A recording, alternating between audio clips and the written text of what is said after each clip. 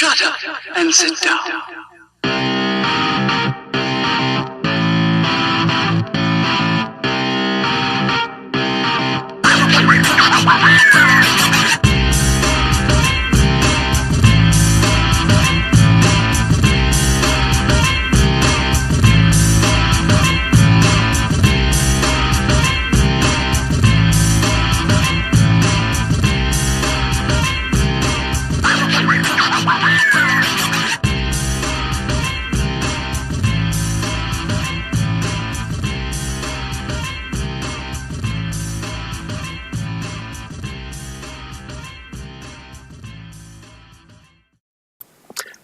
Greetings, everyone. Welcome to Epic Fail. This is the Murder, Death, Kill episode because it is number 187. If you don't get that reference, I suggest you go watch Demolition Man, at least for the hilarity of it, because I can't take that movie seriously. With me this week is No Galv, because yay. He couldn't figure out the 3 seashells, so he is currently swearing a storm and getting fined incessantly. But fear not, because we have an upgrade. Programmed with all the 8.2 knowledge that you're going to need to know is the one, the only, the host of Dungeon Fables and the person who seems to be taking over every podcast out there lately. It is Ali. Hi, Ali. How you doing? Hello, I'm great. How are you? I don't know about taking over every podcast, but, just planting seeds everywhere. Gonna not make any comments there. PG-13. And I've already had rum tonight, so I'm gonna apologize now, but I will keep it PG-13, I promise. Yeah, it's I'm fine. good at that. The live stream is already set so that you have to be a certain age or say you're a certain age, and then for the podcast thing, I can just literally write the word explicit in the title if need be. Okay, So no. I am good at behaving when I have to be. Good to know.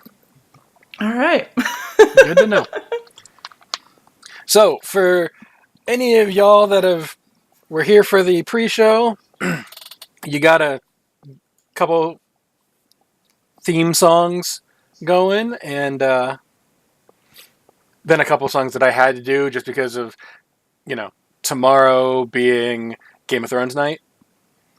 So I'm not at all excited whatsoever. Ali doesn't know what I'm pointing at, but if you look at the stream, I have Twitch open. I see this. Yeah. It's not a real poster because I can hide behind it. I was going to wear my I Drink and I Know Things shirt, but I'm saving that for tomorrow. So instead, I have my mouse pad that chat can see. And if you can't see it, then you should be here in chat. Mm-hmm. I mean, I can pick up a Deadpool and be like, it's Deadpool. Speaking of, before we get into the show, I know that Ali and I have both entered a contest. Not a contest. It's a death pool about who's going to live and die this season for Game of Thrones. I originally had one person surviving on that list. You would. That sounds about right. I was going to make it 0 people, but I was like, someone has to win, or someone has to survive. Yeah, that's true. And then I thought about it more, and I think I'm up to like 3 or 4 people that I marked as living. Oh, generous. Yeah. I'm in 3 of those, but I made my answer the same for all 3. But literally just before the show, we just finished watching the finale, and now I'm wondering if I chose wrong things. So, we'll see. We'll see what happens. It's good. Yeah. So, looking forward to that. And then for the title screen and then the splash screen that we had prior to, there was, let me see if I can set it up so people can actually see it on stream. Boop. I was going to have Joaquin Phoenix Joker, just an animated GIF over my face, so it looks like my face is getting all kind of screwy. It wouldn't work how I wanted, so instead I'm just going to leave him where he is and just down there below us. Just in the middle there. Yeah. So, yeah. The first time I saw that preview, I was like, I don't know, and then it kind of grew on me. So I'm more and more excited about Yeah, that Joker movie. yeah. The first time I heard is it going to be him, I questioned it because it didn't seem to match up well. I heard him, and I was like, that'll be fun. Yeah, I wasn't convinced until I saw the trailer the first time, and I was like, okay, maybe. And then I same as you, like I watched it again, and I was like, oh, yeah, this totally works. Yeah. I'm on board with this. My one issue is the face makeup, but I'm willing to forgive that because Heath Ledger had face makeup, and I like that set. But, Yeah, it is what it is. yeah, And then, was it yesterday? The Star Wars preview dropped. yes. I am the only person on the freaking planet who does not care. You are, and I pity you. I couldn't get into it. I was like, it looks cool. I don't care. And the one thing I do care about was how it ended, and that was the laugh. Yeah, And that was that was fantastic. That's so good. Yeah, that was Apparently, the only also, part. according to chat and Wicked Kitten in chat, you are not the only one. Okay. Oh, well, maybe not Wicked. Hold on, I might be speaking for Wicked. Yeah, He saw plenty of people. Yeah, and most of those people are on the hate train because they're ruining Star Wars, and that's not why I didn't care. I didn't care because it just didn't show me anything that made me want to care. Well, there's some people that just straight up never were interested in Star Wars. I work in a field with all women, and I think out of the 15 teachers at my school, I think 5 of them, maybe 3, I can mention Star Wars and they will be just as excited as me. And everyone else will be like, oh, okay. Yeah. And then there's, people like me, the Joker. Pretty much anything Joker related, I'll more than likely be into unless it looks horrible. Suicide Squad. And Game of Thrones, I was like, ooh, this is going to be fun. And there's only 6 episodes left, so that's 6 weeks. Yeah, I can manage that. So this poster right over here, or some variant, will likely be on screen every week unless something happens that I'm just like, no, that's not right. But people who live and die, that's not going to matter to me. It's just if something is way out of character. But anyway. Do you want to share who you think is going to win the throne, or do you want to wait? I'm holding off on that one because I don't know if anyone gets the throne. It might be something different. Yeah, okay. I get that. So, I mean, if I had my way, the one person that would live would be the guy on the screen. You would. Mm-hmm. I always root for the bad guys, though. You do. This is true. I was rooting for Thanos that entire movie. It's crazy, but you gotta be true to you. So I will only make a little bit of fun of you and give you only a little bit of crap. Oh, well, I gotta root for the underdog because the bad guys are never going to be the ones that win. So, usually. Yeah. Usually. I mean, they might win for a while, but they eventually lose. But anyway. What have you been up to since... It's been a while since you've been on. What have you been up to this week, this long while. month? Since BlizzCon-ish? Yeah, it was since BlizzCon. Wow. Well, having a great time raiding. My team is currently very stuck on Heroic Conclave. My team. I've also been running with one of your teams, the Rubber Chicken Coalition, which we did a little bit of Heroic, and that was fun. It's always a fun group to run with. And I've just been kind of plugging along. I did start a monk, a Kultiran monk, by the name of Ali Morgan. And when she hits level 100, she will be Captain Ali Morgan. I am not surprised. There might be Captain Morgans in this cup. So I'm sure that's not surprising at all. No, that's not surprising. Monk is really fun, though. I like it a lot. Is your transmog pirate themed? Oh, of course. Well, right now it's simple. It's simple, but kind of a pirate theme, but she's only in her 20s right now. So she's got some time. She's got to level up to really get into all the transmogs I have. But, oh yes, it will be pirate themed entirely. Yeah, I didn't get very far, but I was leveling my... I don't remember which one it was. I think I went with my it was Rob Paulson, my Colteran something or other. Druid. Something or It other. was a druid because I Druid. wanted the forms, yeah. That's what most people are doing. It's pretty. It's for the forms, and I wanted the coat. Yeah. Yeah. Yeah, I want that coat. But, Oh, I can't wait for that coat. I think I'm like 27 after Yeah. a couple hours. It wasn't much. Also. Go ahead. Oh, I was gonna just say I also started an Iron Man challenge toon, which is awesome. I can't do that. I mean, I could do that, but I can't do that. I might be a little insane, but for those who don't know, the Iron Man challenge is through WoW Challenges, and they have a lot of different variations of a challenge, but this specific challenge is no talents, no professions, no gear above gray or white quality, no buffs, no XP buffs, no help from other toons, no heirlooms, all that jazz. I'm level 15 now as of today, I think. And I'm starting to feel a little squishy. I almost died twice today alone because I would jump off a cliff and then underestimate how far down it is and then almost die. When you die, you're done with the challenge. Well, or you re-roll. You can re-roll, but that character is done. So yeah, that would have been the worst way, epic fail way to die, if you will. What class did you pick? I did a Ret Pally.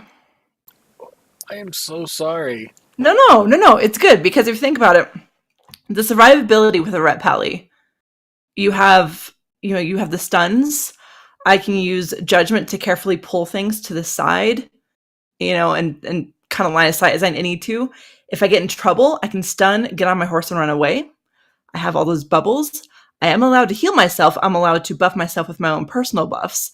And I did dwarf, so I have stone form, which also helps my survivability.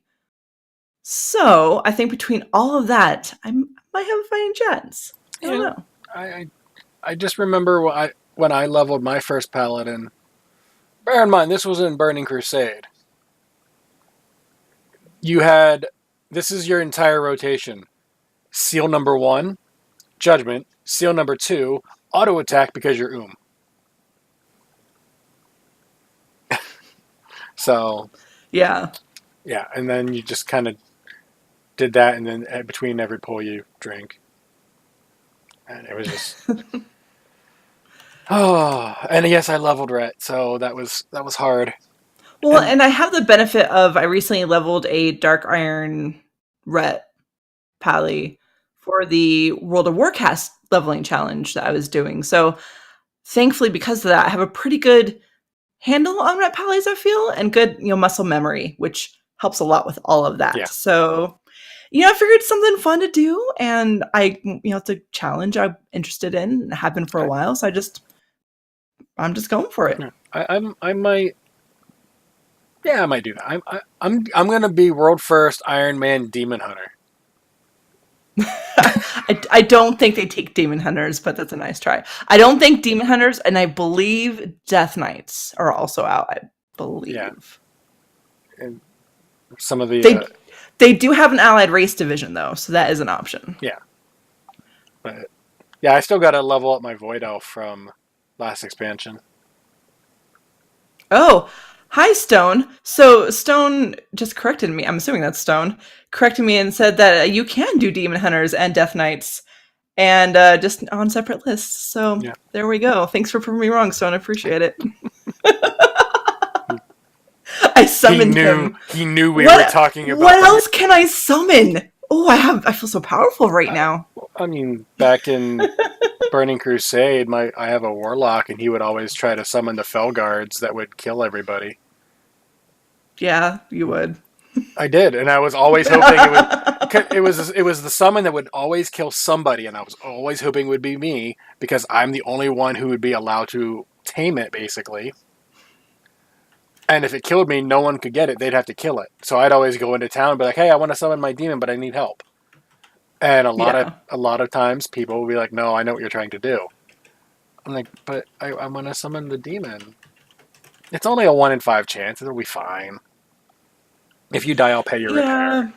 But people know you can be a little bit of a troll, This is so. back before that, Oh! Ooh, tricky. before people knew me.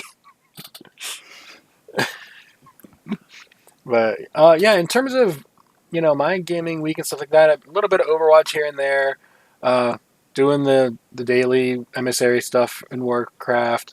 My paladin just hit 47 on the necklace yesterday, I believe. Nice. Yeah, I think I'm at 44 as of today. I've fallen a little behind, but having a lore podcast that takes research and stuff will do that. So yeah, between that and rating, my game time is really plummeted a lot. So I'm trying to keep up.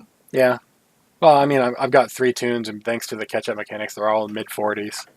Nice. And that's just from doing the emissaries. I almost never go out of my way for, ooh, look, there's a thing. Unless I'm really close to the tick over, Yeah. and then I'll, get a whole bunch of Azerite quests done. But otherwise, I'll just do my 4, and that's it. And the islands most of the time every week. Yeah. I love islands. I try to every week. There's some weeks I end up skipping here and there depending on, life and adulting and everything. But Yeah. I still love islands, and I'll do them when I can. I keep putting them off and end up like, crap, I got to do 12 of them tonight because resets tomorrow. And that's on Mondays after my raid's over at 12:30 at night. So I have like 4 hours to do 12, which is more than enough time. It's just, I don't want to do that many in a row. Yeah. But I have 12 more is fun. a lot in a row. I have more fun on my 2 demon hunters because I can just pull everything and be like, yeah, whatever. As long as there's someone there coming around with me, not a problem. But yeah, between that, my raid team, since we were off last week for the show because Galv couldn't make it and I started a new job, my legs felt like jello, and not in the fun way. They were like, I wanted to cut them off. They hurt so bad. So we didn't have a show, sadly. And we got AOTC prior to that show. Nice. That week. So yay! Congrats, that's awesome. I think if I'm gonna get it, I may have to pug. Maybe.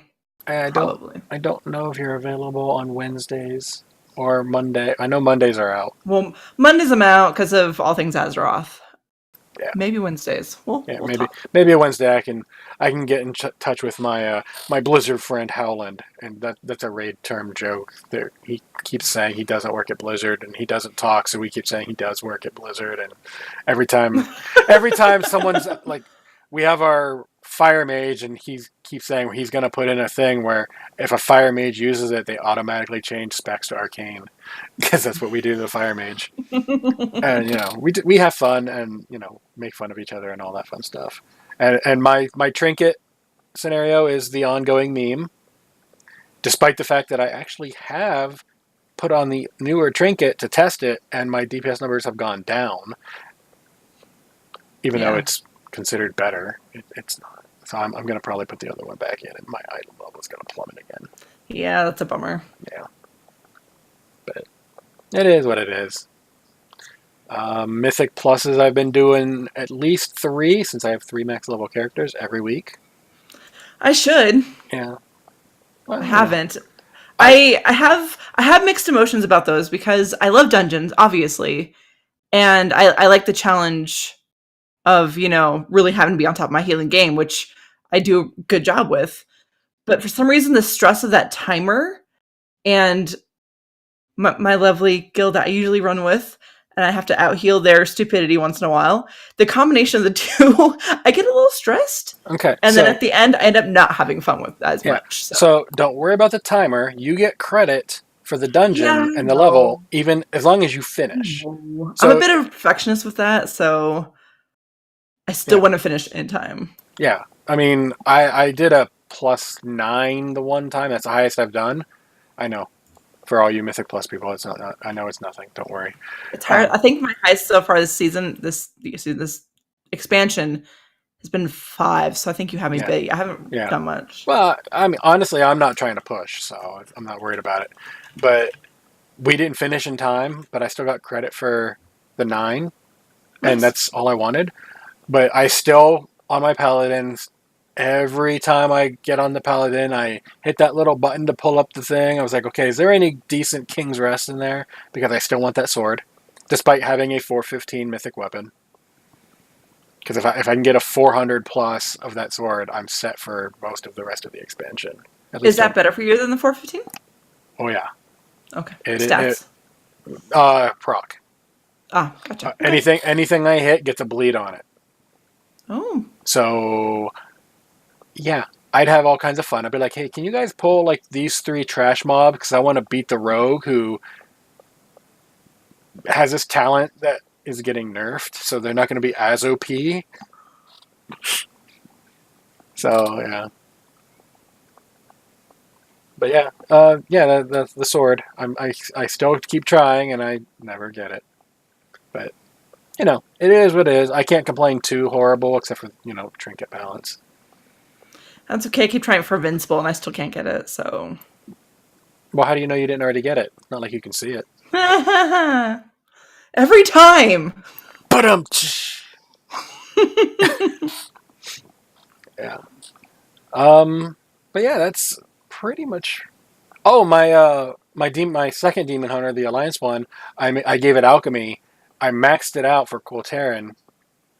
And so I did the Alchemy profession, so I can proc extra flasks and potions and cauldrons and stuff like that.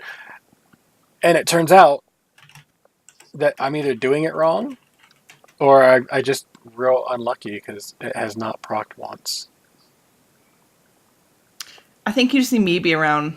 Maybe. Because for some reason, our alchemist, when I get into a party with him, all of a sudden he starts proccing. Yeah. I've seen once, I saw a times 28 on a cauldron. Oh, I'm not that lucky. Sorry. Yeah. You need someone else if you want that kind of luck. Yeah, I saw that and I was like, holy cow. But yeah, I mean, that the fact that it hasn't procced is par for the course for my in-game luck. Or if I'm trying to get BlizzCon tickets luck. It's like, yeah, you're going to be in queue, and no, you're not going to get it. I'm going this year one way or another. I'm half expecting to not get tickets. I'm going to try, but I'm still going to go either way and just be there and meet people. Here is my tip to you. I know they haven't announced it or anything yet. I'm presuming they're having it. Find a group of people. All of you get into like a Discord channel together, voice chat or whatever, and all of you try to get in, and then you can just... Do you have the money on you to be able to get 4 tickets or whatever the cap is? Exactly. And thankfully, between like various Discords I'm in, excuse me,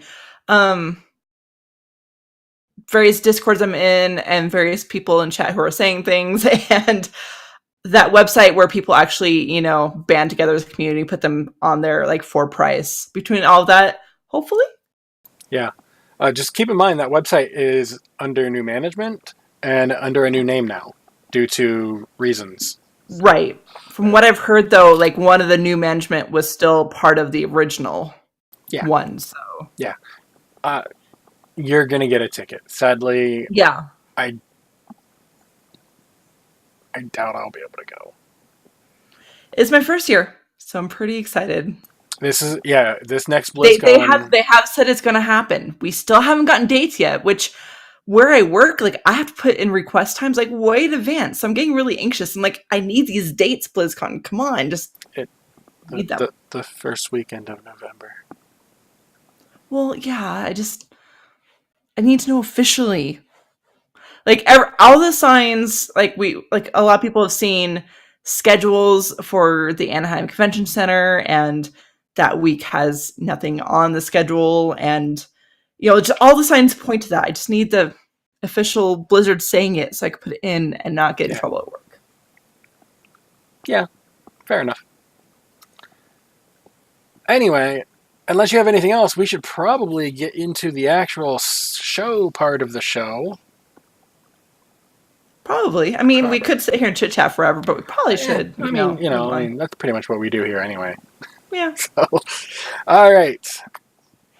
I'm presuming that next week or the week after we're going to get the announcement for BlizzCon, so there you go for that. Diablo had some news for once, but it's not really new. It's something we've Yeah. reported on and other places have reported on, and the only thing is now we have something official we can point to and say, see, we told you. And that Netflix got a copyright for Diablo for basically a television show. I think it's going to be awesome. I hope so. If they make it if it's animated, I hope it's kind of like Castlevania, because I've seen a little bit of that. Right. But I don't know. But yeah, it's official. They have applied for a copyright for the Diablo logo and to be able to broadcast Diablo stuff and all that. So that thing that we've been saying for months, we can say we got proof now. Yay. Let's see. Moving on. Do you play Hearthstone at all? Not really. All right. Well, Galb sent me something, but I want to save it for whenever he's on, so he can actually talk over it.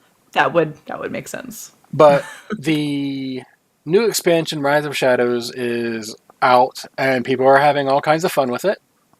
So yay for them. I will say I did watch a couple of the reveal videos with Celestion, and it was really cool to see him like on the videos and doing things, and I thought he did a great job. Yeah, I got to meet him. You'll get to meet him, but he was on WoW Team whenever I met him. Awesome. Yeah. I'm gonna save that thought for later. Oh. Yeah. So we're just gonna skip Hearthstone for now. The new expansion is live. We're gonna let Galv talk about it whenever he comes back, probably next week. He's just, it's busy time of year for him. So nothing for real to do with StarCraft or outside of the tournaments that are always ongoing, or Heroes. There's not a whole lot going either game at the moment. They have the new event. The Quest? Yeah, we talked about that. That's right, you did. Yeah. I'm looking. I've felt the itch to play, but not to the point where I've actually played. I honestly, legitly wanted to play this week. Time got away from me. So, if not this weekend, then next week. Yeah. So, Overwatch has some interesting news for a change. First up, there's a Lucio statue.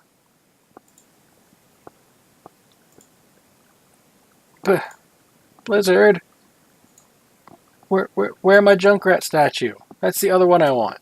I mean, I can't buy it right now, but eventually I get it. This looks pretty cool, though. The Lucio one? I like me some Lucio. This is... The only time I play Lucio is for Lucio Ball. Yeah. I'm better at Lucio in Heroes than I am in Overwatch. For some reason. But I do like Lucio. Yeah. I don't know. Not a huge fan of Lucio overall, but nothing against him. Just not my kind of. I don't play healers because I'm terrible at them. There's a reason why all of my characters that can heal are only ever played during those events where healing doesn't matter. So, yeah, I'm still waiting on that Junkrat statue. I even sent them pictures for, possible poses for the Junkrat statue. Like this, or this would be great. That would be pretty fun. Yeah. This is true. This upcoming Tuesday, we got a new event. It's the next in the series of archives. It's going to be basically Batista related. However you say his name. the Baptist, the guy who likes getting dunked in water. Yeah, he likes being dunked in water. I guess that's one way. Yeah. it's going to be... He's got a cool skin. Moira has her doctor skin. McCree has his Deadlock Gang skin, so I'm going to be jumping in on that. Yeah, I might have to play it too. Yeah. But I play all these, so I play the events. And I heard one person was like, I just don't want another Junkenstein this year. Give me something different. I'm like, you shut your dirty mouth. They're going to give us Junkenstein and you're going to like it. Yeah, you tell them. Yes. But yeah. There was another skin. I have to pull up the thing here. There's Moira, McCree, Baptiste. Junkrat has a clown skin. Just talking about Junkrat. It's that makes pink, sense. It should have a freaking cotton candy colored Junkrat with clown makeup. I don't know why, but now I want it because I said cotton candy, and I think that's amazing. It's a little too pinkish for me personally, but I do like that it's like a legit clown outfit. He should definitely have those. Well, that was what's the WoW mount from Altraxian X52 or whatever it is. Mm-hmm. Like I've been calling that the cotton candy mount forever because it's those two. It's all those colors, and I'm just I'm making fun of it because it's ugly as heck, but it's cotton candy mount, so why not? Yeah. Yeah. So I'm sure there's going to be other stuff. I think there's the dramatic squirrel or dramatic whatever the rodent is, where he just turns his head. I think there's a play of the game for, I think there's a play of the game intro for Wrecking Ball with that on it. Oh, that's good. That's good. Yeah, and if there is, I might actually play that one. I've played Wrecking Ball a little bit. I'm not good. I have fun with it, but I'm not good at all at Wrecking Ball. Yeah, I play a lot of Junkrat, despite the fact that I forgot that skin. Reaper is another one I've been playing. Every now and then I'll drop an Ash in there just because I want to be able to throw the grenade, the dynamite, and throw Bob in there. Speaking of, I got to play the game as Ash. Well, I should say Bob got to play the game because Hollywood, that last point, I went up around and I'm up on the balcony and I'm like at 97% charge. I just, fire and get a hit, so I'm at 100. Throw Bob in there. My entire team is dead, so it's just me. Bob kills 1, 2, 3, 4, 5, and then I take out the Bastion because he turret in the thing. So 1v6, me and Bob, and then we won. Well done. And I'm just like, yeah. And the entire time, the enemy's like, I freaking hate Bob. Did you save it? Did you save the clip? Oh, yeah. I even posted it on YouTube. Nice. It's in a couple of the Discords I'm in. But, yeah, I keep having fun with play of the games. Like, for most of the game, I won't say useless, but I won't be, like, play the game the entire game. And then all of a sudden, that one moment, I'm like, there it is. Incoming play of the game. Press Q. Okay, sit back. And Bob killed 5 of them, like, real quick. So I'm, like, aiming, and they're dying in the air, so I can't shoot them. And then all of a sudden, Bastion. Do. And he's dead. Bob is OP. Nerf Bob. He is OP, but I don't want them to nerf him because almost nobody really plays Ashe because you can one-shot people with Widowmaker. And I'm just like, that's not the point. Yeah, I get that. That's not the point of Bob. Bob is like area defense. Widowmaker is one-shot, one kill. Yeah. So they're both snipers, but they're different. But yeah. Had to play the game as Reaper earlier when I walked in and got 4 on an alt. They just stood there like crap.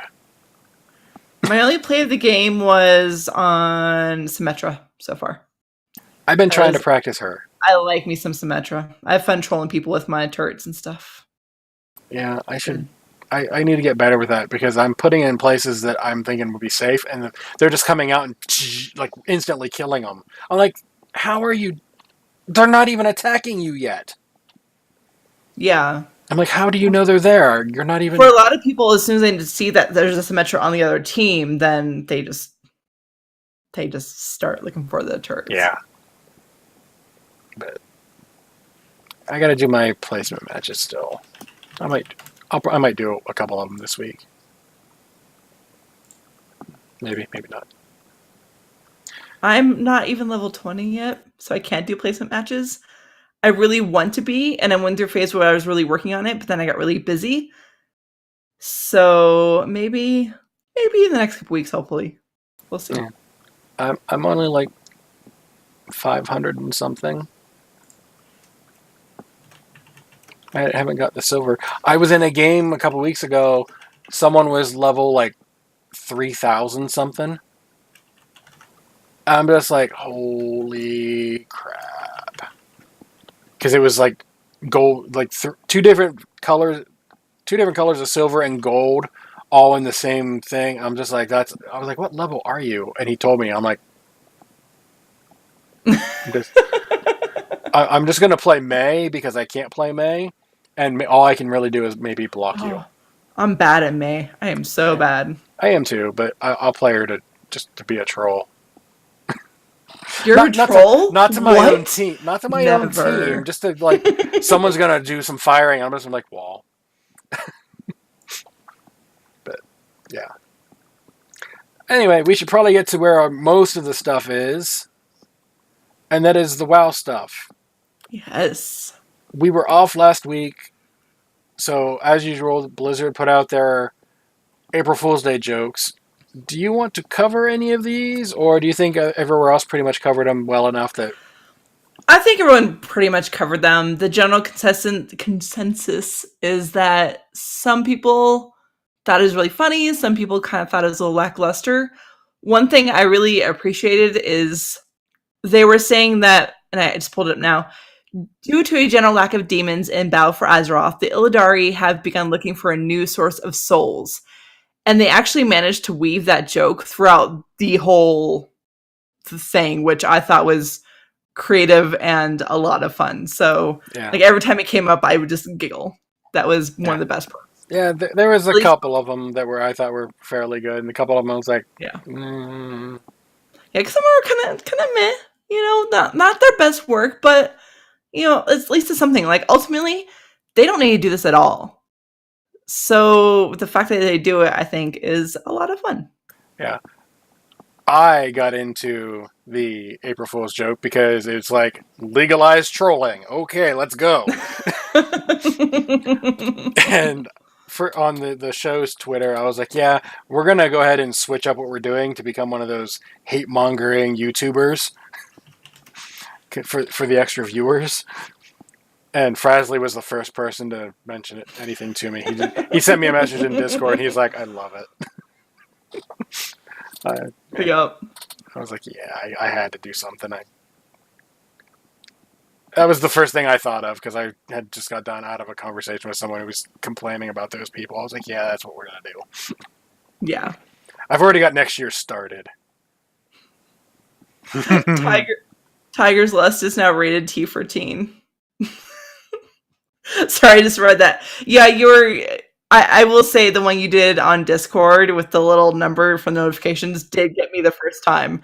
Because now, in my defense, I was super tired. I hadn't had the coffee yet, if I remember right. And I was like, oh, okay, notification. Wait, why isn't that working? Because sometimes, like, Discord won't, like, I'll clear my notifications, but for some reason it doesn't actually clear the number until, like, I close Discord and reopen it. I don't know why. I think it's been fixed since then. But I thought I was doing that again. I'm like, why is it not working? Oh. Effing Draven. I had to. For those of you who are wondering, Discord has little icons. And whenever you have a message like at everyone, at here, or at your ID or whatever, you get a little red box with a black number in it. Or a white number or whatever, there. Well, for April Fools on the Discord, I went and found that picture of the box with the number in it and added it to the Discord icon itself. So it looked like there was a notification for everyone there, and I got so many private messages. Like, what the heck? And Jerk. yeah, so a lot. I mean, I wasn't the first one who did it, but I probably had the most fun with it because people were like, I don't understand, why is it jerk. Yeah, that's pretty much what people did too. But it was harmless fun. I know. Yeah. But yeah, I saw a couple other Discords did the same thing after I had done that, so I was like, ha ha ha, my idea is great.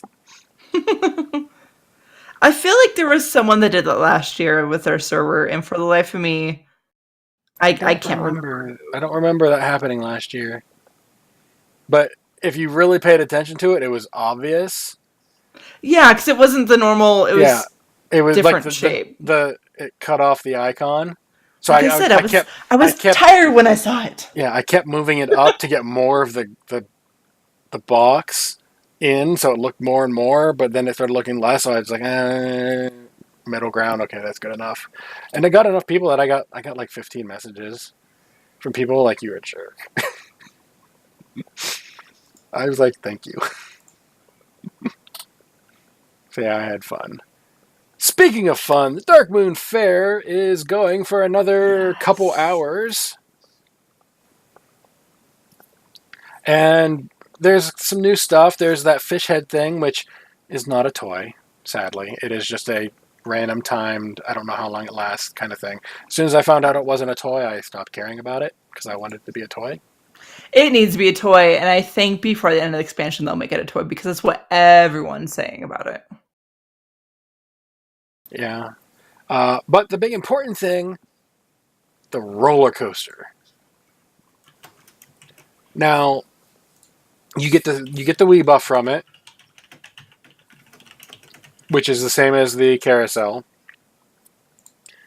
So, here's my advice for doing this. If you've never ridden the roller coaster in the game, do so once. It takes about a minute and a half to get the full 100% 60-minute buff, and then you can go about your business. After that, stick to the carousel because it takes 12 to 15 seconds to get the full hour buff. So it's faster on the carousel than the roller coaster, but the roller coaster I still say you should do at least once. At least once. And personally for me, unless I'm on a tune where the slash played actually counts, I really like the roller coaster. I think it was really well done. I'm really enjoying it. And it's something different. And at least right now, it's still new enough that, yes, it's a little extra time, but it's still a fun experience. So yeah. I'm going to keep doing it, at least, the next couple months when it comes out. Okay. We'll see. So, if I'm in a rush, like if playtime is limited, which happens sometimes, then I'll probably hit the carousel because it is so much quicker. But the roller coaster is really fun, and I like it. Okay, so let's presume that I haven't ridden the roller coaster at all because I've been busy or lazy or whatever. If you jump on the roller coaster, do you get a different action bar? Or is it your normal bars? Normal bars, if I remember right. So what you're saying, if I put the selfie camera on my normal bar and then got on the roller coaster, I could get one of those goofy roller coaster pictures.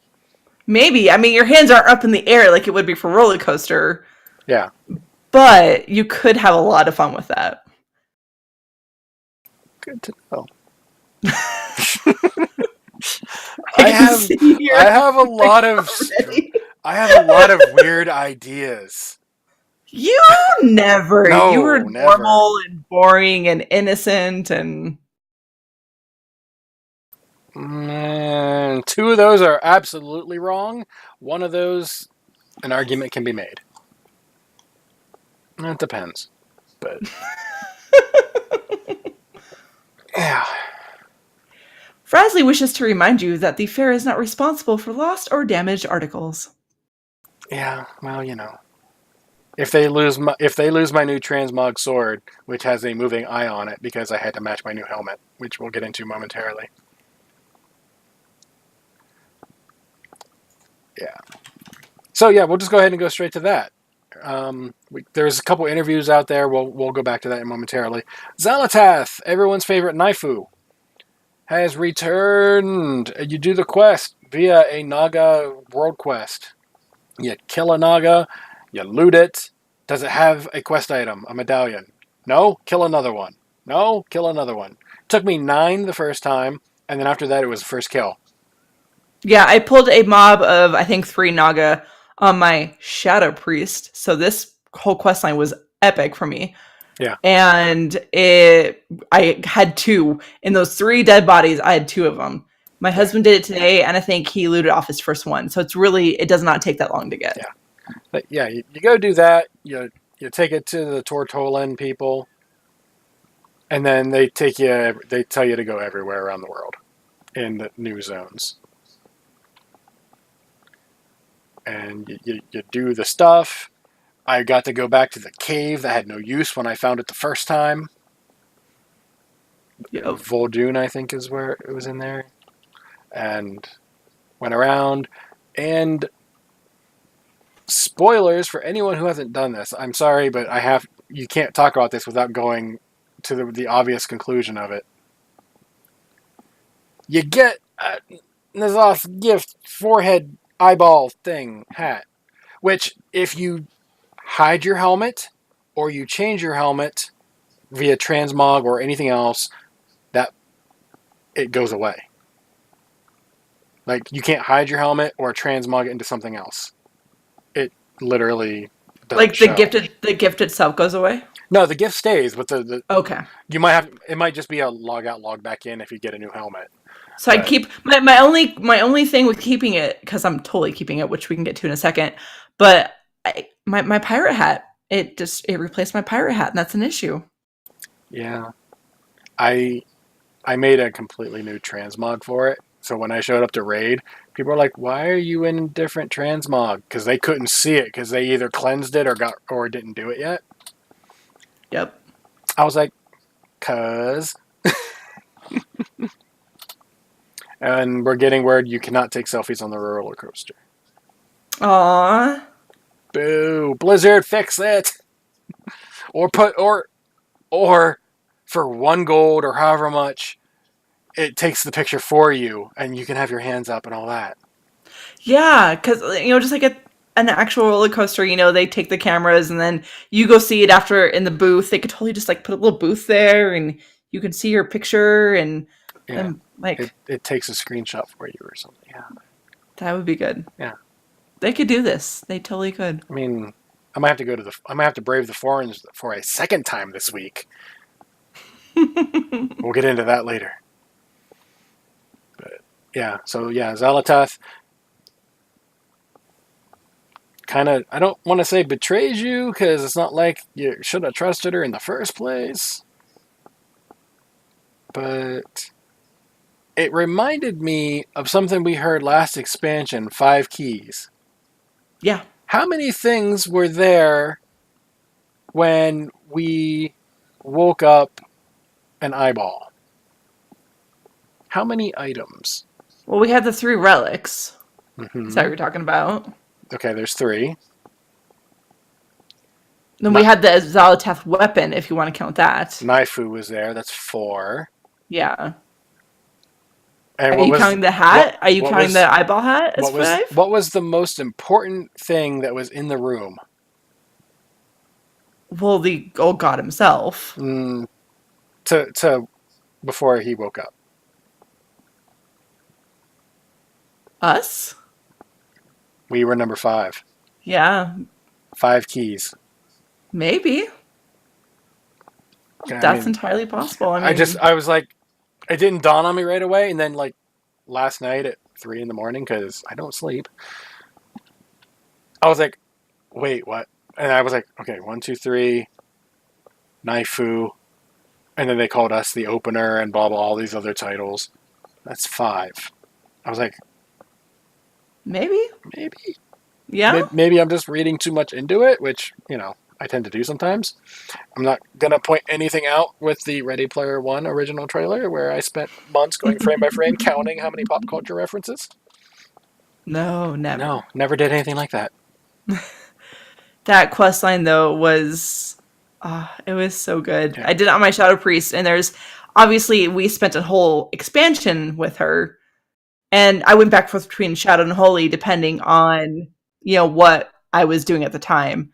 So I got to really form a relationship, a bond with Xal'atath, if you will. So I've been dying to know, like, in all the screenshots from BlizzCon and everything, like, why Sylvanas ends up with my weapon. It's in my void bank. Why did she take it from me?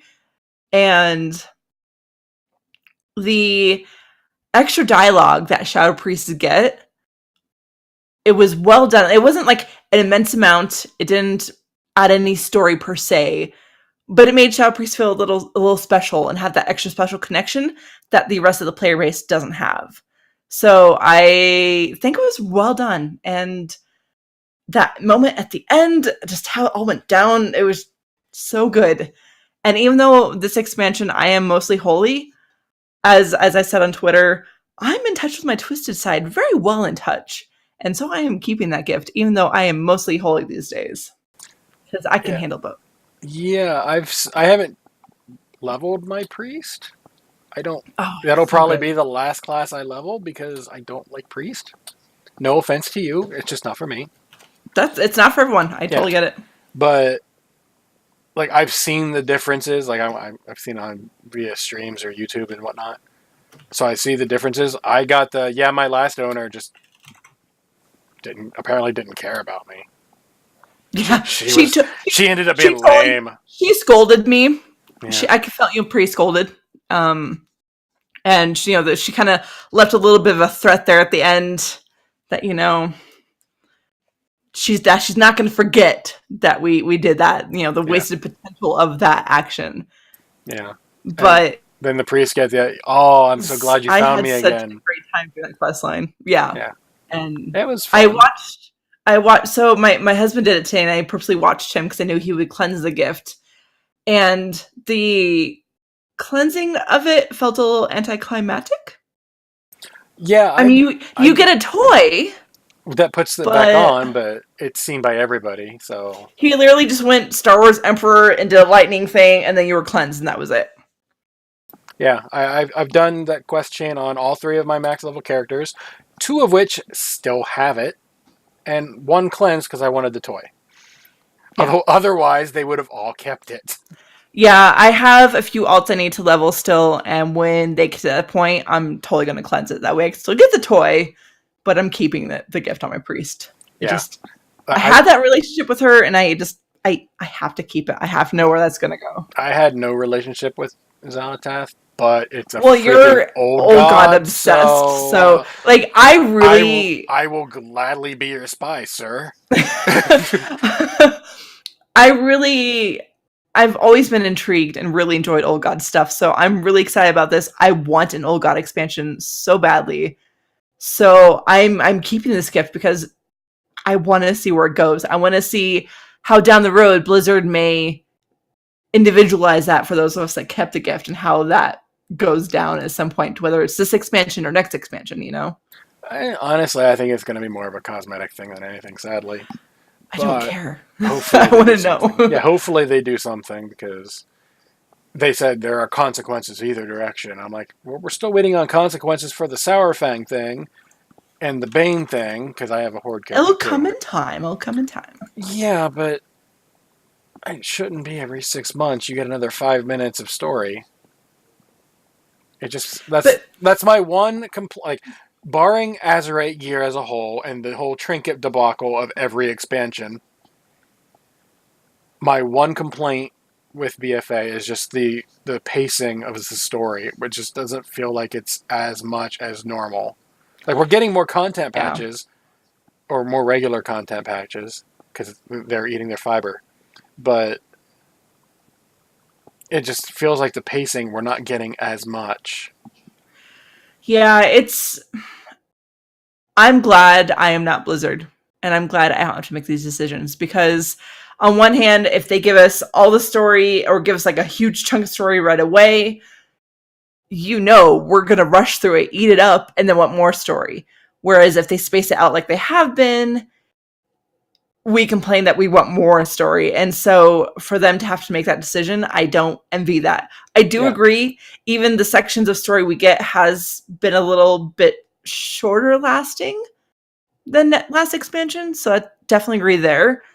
But I also understand Blizzard's, rock and hard space with trying to make that decision. Yeah, I don't blame. Like, I'm not mad about it. It just, that would be my one complaint for the expansion. Like, Azerite gear, I've never hated. I just never liked it.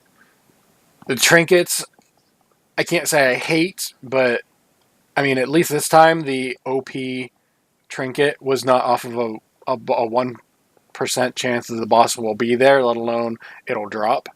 Yeah, it was just crafted, and it's only for my freaking spec that it's so OP. So I can't complain about that more than I have. Well, I can, but it won't do any good anyway. So it's just the story thing is what's kind of like. I'm not asking for all the story all at once, because I know what I and many of us would do. I will stay up all night because I don't sleep and go through it. Yep. And then I'll be like, I don't have anything to do for the next year. See ya. Yep. And part of the way they, keep the money coming in, if you will, is if people keep playing the game. So they have to find those ways to keep us. I'm playing via other people's money. Yay, token. Hey, it works. Yeah, exactly. I have not paid cash for the game since the token was introduced. Good. Other people have paid cash for me to play the game. Hey, I mean, I think that system works really well, because I have a couple guildies in a similar situation as you, and that's how they keep playing the game, is that token. And I think that's great. I really do. Yeah. And plus, Blizzard's making more money off the token anyway, because it's an extra $5 that they're paying for the token compared to what I would give them. So they're like, yeah, sure, you can pay for him to play. That's fine. But, that's my complaint for the expansion, is the story. The fact that we don't know the end boss yet, I'm fine with. Yeah. I've never worried about that. I mean, it would be nice to know, because if we're fighting an old god, I don't know that I'm going to want to do that, especially if I have his blessing already. So here's a question. Do you think we're going to see Xal'atath down the road as a boss? At some point, I mean, it seems like it's almost a necessity. Yeah. Just, we are, in terms of player characters in the game, and even the NPCs that are aligned with us, whether you're Horde or Alliance, it doesn't matter. We are agents of chaos, so we are constantly helping the old gods while we are trying to beat them. Like, if you actually go through all of the WoW lore history, we have done more to help the old gods than we have the Titans, with the exception of physically helping the Titans in that one time. Yeah. Like, even when we fight and kill the old gods, we're still helping them overall. I have to say, N'Zoth's room looked amazing. Did you stop and just kind of look around? Did you look up? I did on one character, yeah. It was just the art of that room, the ambiance of that room, I thought was really well done. Yeah, I was taking some screenshots, and I was trying for the cinematic of the thing going in your forehead. I was trying to get a screenshot of that, but I couldn't get it to turn out right, because I was using a special transmog because of the mythic sword. So I had my shop helm, the frost one with the skull that pops up every now and then. Yeah. Which I won. I did not buy. I won that in a contest, so I didn't spend the money on them. But if you did, whatever. But I couldn't get it. Just didn't look right. I couldn't get it. So I was like, "Arr!" And then I never tried any of the transformables. So I have to level some more tunes to see if I can get random transforms to show up in those, because that's what I love doing on the cinematics that my character shows up on. Like my paladin one, I'm going to take that one serious. All the other ones, what would a Gorin look like? What would an oversized Arthas? Oh, you can't see his face. It's a crotch shot. What, you don't want a crotch shot? No, I I don't need that. It was funny, and I put it on Twitter saying, "Hey guys, don't do this." That was back in Legion when Agrimar jumps down and you're like, "Oh crap!" and then you get ready to fight him. If you use the Reichel horn and the Arthas costume, it's an Arthas crotch shot, and I was like, "Ugh, it's not what I wanted," but whatever. But I'm looking forward to. I don't know if it'll be next expansion. It seems like it would be pointed in that direction. When all of the old gods that we think we've killed come back.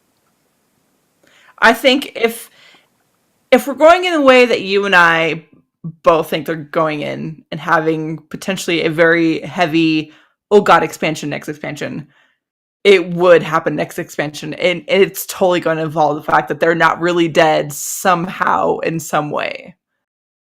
Yeah, if you think about the lore and the overall just immense power of the old gods, the fact that we champions have killed them doesn't really feel right. Even though there's a whole bunch of us and we're super powerful these days in the lore or whatever, and we're champions of Order Hall, whatever it may be, it still doesn't quite feel right that they're dead by our hands. So I wouldn't be surprised if we find out they're still alive somehow. Yeah, I was thinking about it, and then I saw a video which pretty much confirmed that I'm not the only one thinking about this. Talius and Nevitel did a video. Who are we gonna fight, N'Zoth or Bolvar next, or which one will be first? And I was like, the logic he put in front of us. I was like, dang, that's pretty much exactly what I was thinking. Right. So I'm like, yeah, I could see that happening, and then that would set up the next expansion where the last boss of this expansion is the Lich King again. And we're like, yeah, it goes right back to what I said earlier about no matter what we do, we're always helping the old gods, no matter how much we try not to. I think if that were to happen at this point, it would be in the next expansion. Because I think they would really, story-wise, play it up that all of a sudden, outside of the Death Knight Order Hall, Bolvar is a big thing again. Here's why he's worthy to be the last, like, a main boss of the expansion. Like, I think that would happen next expansion. Yeah. If it's going to happen. I think that we're going to have to join with him somehow to fight the old gods. Yeah, but he's going to cause some sort of trouble. N'Zoth is going to be like, I can help you get rid of him. It just so happens I want rid of him too. So, I mean, unless Sylvanas is the last boss, I can't think of anyone else who would be better as a boss character that we already have in the game. What if... Wait, let me stop for a second. Do we know if we're getting another main raid after Rise of Azshara? They have said, and it has been hinted at by other sources who went to the preview for 8.2, that there's gonna be a cinematic after Azshara, and by the time that cinematic is over, we're gonna know who the last boss of the expansion is. So right, because I mean, they have said that the result of Rise of Azshara is going to change Azeroth. Like, that was said in all this new 8.2 stuff coming out. So I'm wondering if the last boss is going to be N'Zoth, except we're not going to actually kill him. We're just going to wound him a bit, and somehow that leads to next expansion, which introduces more old god stuff. Unless maybe. If we fight him, whatever. I won't be happy about that. I would rather have an entire expansion like old gods are here, deal with it. If we're gonna fight, we might. Yeah, that just might be the bridge gap to it, you know. If we fight him in particular, I would much rather we get our butts handed to us. Like, we're going through and we're fighting, and then instead of killing him, like, we get him so low, and then all of a sudden, they do something, and then we end up losing. I would rather see us losing if we fight one of the old gods for real, as opposed to the little itty bitty avatars from Yogg and Cthulhu. Yeah, I mean, like I said, if we do happen to fight N'Zoth as the last boss, I don't think we're going to kill him. Like, maybe wound him, but like, there's no way. Like Chad is saying, N'Zoth wouldn't be a surprise. It's like, I can't think of anyone who would be more obvious other than Sylvanas as a last boss for the expansion. And they've already said we're not doing Garrosh 2.0, which tends to make one think that she's not going to be the last boss, but everything is pointing to her being the last boss. Like, maybe. I don't know if they're going to make her the last boss. I don't know if she's ever going to be a boss. That could be wrong. I could see it. I could see her be a boss, but I mean, I can see them going in that direction. I can. I don't think they're going to, though, because they have tried to say this whole time, she's not Garrosh 2.0. She's not Garrosh. She's not Garrosh. So I think to prove that, I think instead of going in that direction, they're going to go in some completely opposite direction that is some kind of twist that we just don't know yet. Yeah. She is vile and all those other words that everyone calls her, but she's the only one who can do this one thing that is needed to save Azeroth this time. Yep, she's vile, but she's vital. So yeah, I think that's where it's going to go. Yeah, and it's just those are her two options: boss and savior. And right now, savior doesn't look as obvious outside of Blizzard going out of their way to point out, not Garrosh. If we fight her, it doesn't matter what the reason is, it's Garrosh. Like, the fight mechanics will be different, all that other stuff. It's Garrosh if we fight her. End of story. Yep. And they have hinted that they still have a couple twists up their sleeve for this expansion, so I wouldn't know. I haven't seen any story. I'm kidding. There's been story. It's just the story has been great. It has. It's just there hasn't been as much as I'd like. Like, in terms of quantity, not quality. The quality's been fantastic. Yeah. Overall, yeah. But I mean, we still have a decent amount of expansion left. We're not even at 8.2 yet. We're just now getting 8.2 news. So yeah. So we got probably once 8.2 hits, I would say we have another 18 months of. How long has this expansion been out? About a year, right? It'll be a year in August. All right. I think. Okay. Didn't it come? It came out in August, right? Sure, I'll go with that. I don't know. Okay. Yeah. Okay. Yeah. Chat's saying August. If we get 8.2, say June. We'll say June. June or July. That'll be 1 year. So we still have another year for the 2-year rotation that we normally get. I'm presuming BlizzCon is going to announce the next expansion. Yeah, that's what I mean. Chat's saying that, yeah. And at this point, that's everyone's guess because not only is it just kind of time, but also, if I remember right, this year is Warcraft's 15th anniversary, and so I think it's going to be a big Warcraft year at BlizzCon. Yeah. So I mean, if they don't do it at BlizzCon, they're going to do it at Gamescom in Europe, and if they have a BlizzCon, they'll do it at BlizzCon. If they do, yeah. If they have BlizzCon, they need to have everything announced at BlizzCon this year after last year happened. They have already said there will be a BlizzCon, so there is officially going to be a BlizzCon. We just don't have the dates yet. They said, from what I've heard, they have not confirmed this year is a BlizzCon. They've confirmed that the next BlizzCon is the one you want to see. So I would presume not heard that yet. Yeah, I would presume that it will be this year. But really, at this point, they need some really good PR. Yeah. So to do a Warcraft announcement anywhere but BlizzCon would be really stupid on their part. Yeah. So I think Another it's going to be this year at BlizzCon. yeah, another thing pointing to saying BlizzCon is that Coke deal for the Overwatch League. Yep. So it mentioned BlizzCon, which means you kind of have to have a BlizzCon. So there's been a couple things saying that there's going to be a BlizzCon, but they haven't officially said this year. I've been saying they're going to have one because they need to. They will. They will. And if I would do a prediction show like right now and say what we're going to see, because I can already name 4 things off the top of my head.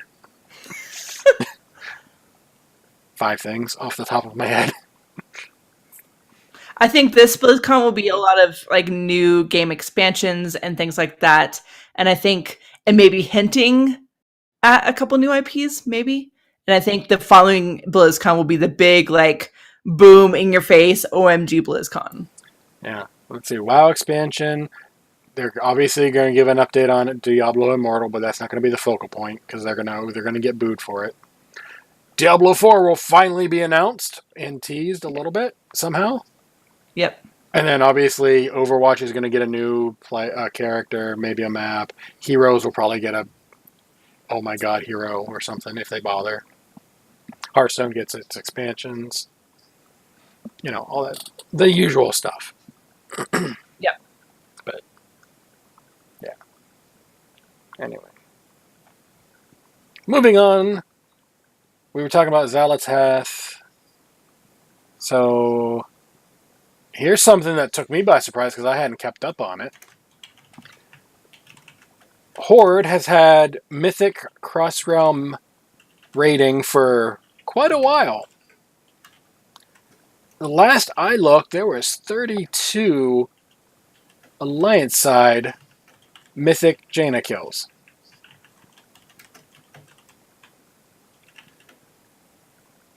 And apparently last week, before we had show, they pointed out, oh, by the way, Alliance just got it this week. Yeah. So, this is for chat. For those of you not in chat, Draven just held up a Pepsi bottle, a 2-liter Pepsi bottle. He gets thirsty.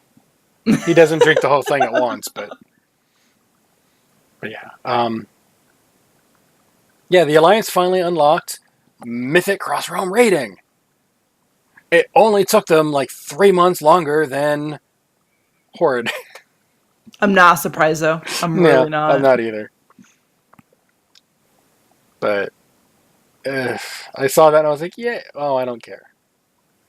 Other than my one raid team has one person who shows up sometimes from not on the server. So if they're not there, it's not a huge issue all the time. Most everyone else's server changed over because they like running with us for some reason. Probably because we make fun of the raid leader and the fire mage. Non-stop. And then, you know, I get yelled at for trinkets. But, you know, that is what it is. But, yay, grats on you for you 100. Thank God. Now people can stop complaining about Horde bias, which is not the case. It's just that's where all the good players play. Like, when I say good, I mean, like, world first level. Yeah. Yeah. But, fun. And then last up, we got that huge Rise of Azshara preview. Yes. And now, when I say huge, they put up a stream to do this, and it lasted 45 minutes, and he didn't cover everything because some things needed clarification via a blog post, such as the new necklace system. And I was like, that really isn't all that complicated. You could have just said, you know, collect stuff, it goes up in level. At certain levels, you get cool stuff. You have to do certain things to get these things. I just did it in 5 seconds. I didn't do it very well, but I did it in 5 seconds. It was a good stream, though. Yeah. Like, I mean, there is just so much coming out in 8.2 that he wasn't going to be able to cover it all in detail. But I really liked the energy he brought and his overall. It was kind of funny at times to see him like looking off to the side. For example, like when it was just starting, like you could see him actually look off to the side and see like, okay, are we live now? Are we going? That made me giggle, but I thought he did a really good job, and I hope he does more of those because he brought a lot of really just good energy and just a good vibe and just did a good job.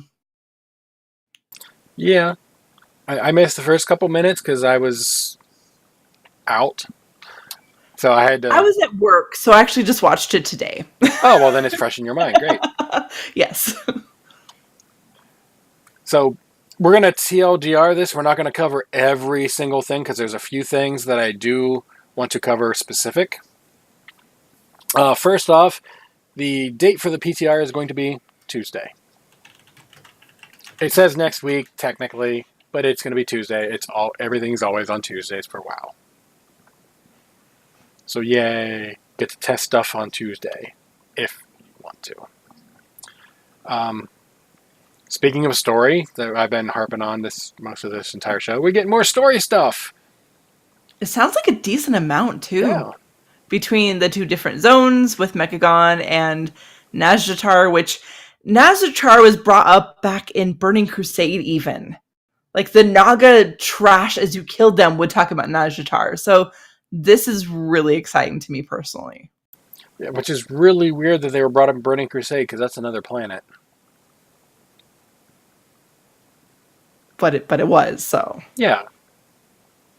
It just made it, I just thought it was funny. But it makes sense though, because with the lore behind Lady Vosh, like she actually like came to Draenor. No, yeah, no, with her Naga, so yeah, I mean, of course they know about Nazjatar. I just thought it was funny that the first time we hear about Nazjatar, which is on Azeroth, was when we were in Outland, which is not in Azeroth. Yeah, it works. Yeah, it works. But yeah, I mean, Alessander here in chat is like, yeah, but Illidan took Naga with him. Exactly. And I'm like, I know, but it was just one of those funny things to me. I was like, yeah, that's the first time we hear about it. We're on another planet. So I thought that was funny. Yeah, each race or each faction gets its own, like, not playable races, but you're going to meet different races, and maybe eventually they'll be playable. Who knows? We're getting bodyguards from Warlords back. That thing that nobody asked for. Sorry, but that's true. It sounds like they're adding some or trying at least to add some unique things to it. So it could be okay. I will give them the benefit of the doubt. Hopefully they improve the system, because the bodyguard system for me was completely worthless. In Legion it was at least fun because it was a named character as opposed to some random thing. And it makes sense. It might still be a random thing this expansion, but it sounds like we're going to have a little more ability to make it unique and to make it our companion. Yeah. So we'll see. Until I actually see it and play for it myself, I don't want to judge it yet. Yeah, I'm predisposed because they use the word bodyguard and companion and all that, and that's when that came in. So I will give it the benefit of the doubt, but I am going to reserve the right to give them a hard time until then. But my giving them a hard time is just fun ribbing it. It's not me hating on it. More world quests, obviously. You know, there's reasons why we're going to places, all that other fun stuff. And then, obviously, the Azshara raid, Azshara's Eternal Palace. The infamous underwater boss. Only one boss. So, whenever they said there might be an underwater boss back at BlizzCon, most people, I won't say everyone, most people were not happy. Because they remember what it was like leveling through Vashj'ir. And it was not a good time for almost everybody. I hated it. I liked it. You're allowed. You're allowed. That's right. Now, when it comes to the underwater boss, my first thought was, oh crap, that's going to suck. And my opinion never changed until I found out about the boss. It is one of those like Mind Riddler worm things, only a giant oversized version. His head pops out of a cave. There are platforms in front of these caves. You swim from platform to platform, back and forth, whichever one pops out, whatever the room looks like. I don't know. I'm going side by side because it's just easier. And that's, but you're underwater. You don't have to worry about breath. You have a buff that you can breathe underwater. Druid's water travel form underwater. You get to move faster in the water, so you're better in that fight. So stack druids for that fight. Not really. I'm told it's not needed. But you're technically underwater, but you have platforms, and it's a mobile patchwork, basically. I couldn't think of the boss's name. It's just a 3-platform patchwork. No. And it's 1 out of 8 bosses. That's it. Like, it's just one boss out of 8. It's and boss 2 or 3, if I remember correctly.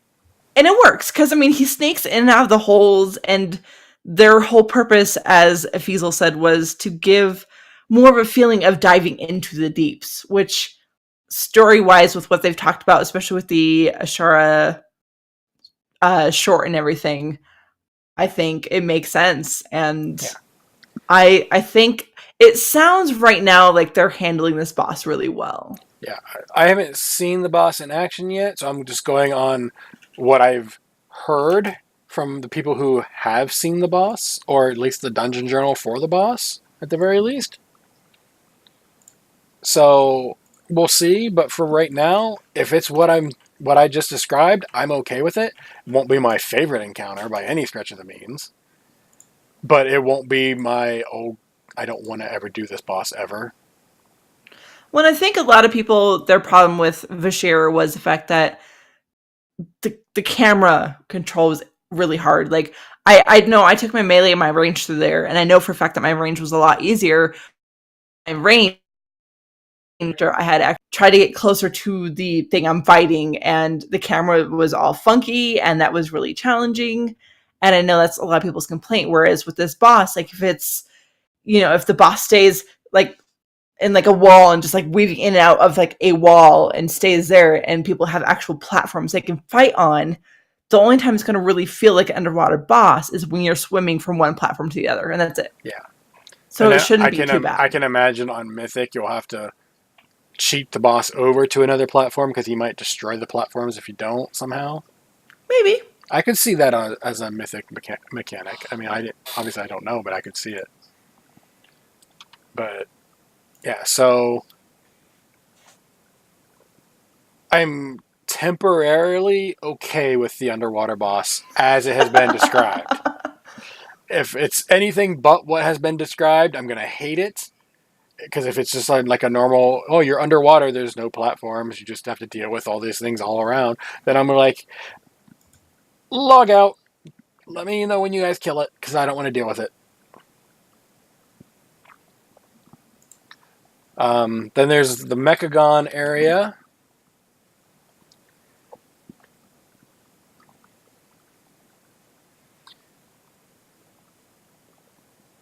And